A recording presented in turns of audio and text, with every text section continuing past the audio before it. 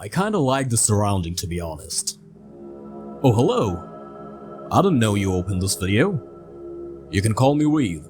If you're new here, I'd like to tell you about this channel.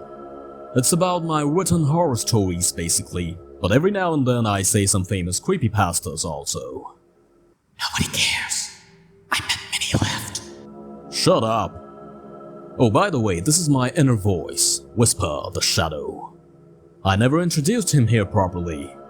Yeah, I just reacted, but you never introduced me. How about I say some creepypastas I already uploaded here, and you guys say which one you like the most.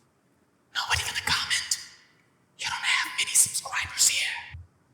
So join me in this creepy place and enjoy this creepy compilation. Thank you.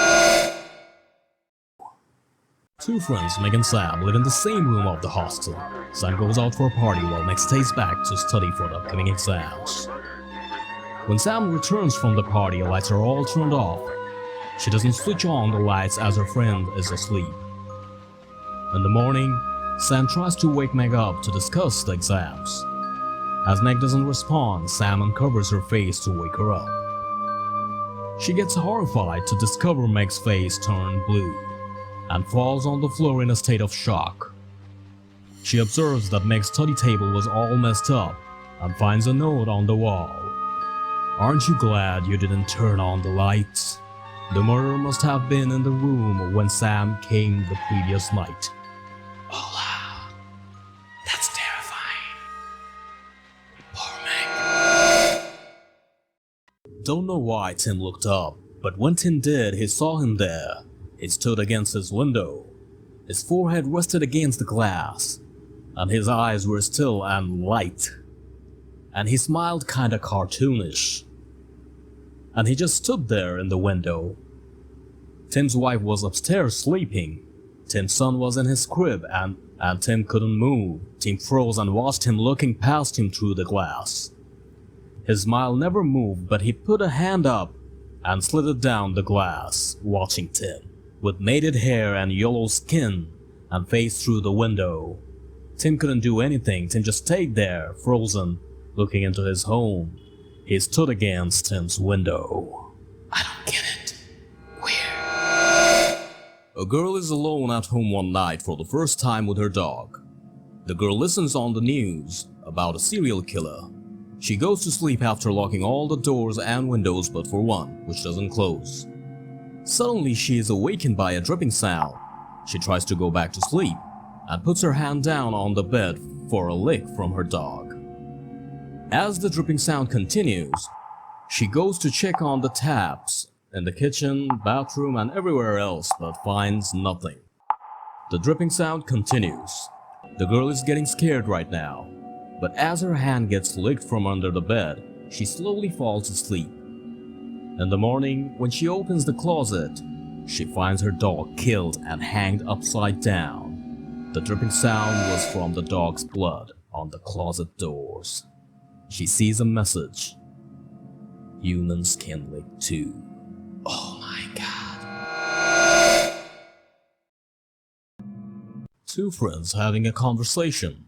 One friend is talking about what happened last night. I begin taking him into bed and he tells me, "Daddy, check for monster under my bed." I look underneath of his amusement and see him, another him, under the bed, staring back at me, whispering, "Daddy, there's somebody on my bed." Wait, what? So, it was a ghost under the bed, but he looked like that kid.